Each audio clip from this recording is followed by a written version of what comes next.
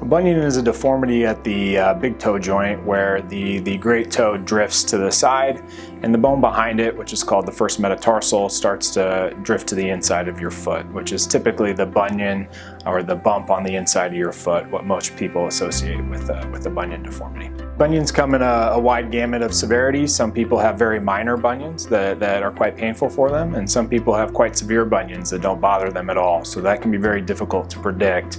Bunion surgery is almost always outpatient. It usually depends on what surgery we talk about. You may have just a small incision by the big toe joint where we make a cut in the bone, straighten the big toe joint out with a screw, and typically you can walk on that right afterwards. Sometimes we even fuse the big toe joint if that's the best procedure for you. You can walk on that one immediately afterwards as well. If you have a fairly large bunion and we perform a surgery called a Lapidus, we fuse a joint in your midfoot, and I do usually keep patients off of their feet for 2 weeks after that procedure just to make sure that the incision heals nicely for them.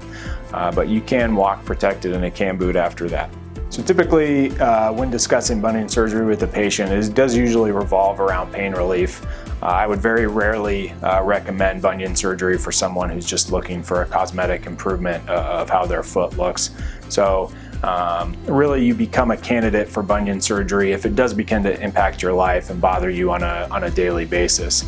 As far as recovery is concerned, that does tend to differ based on what procedure is best for you.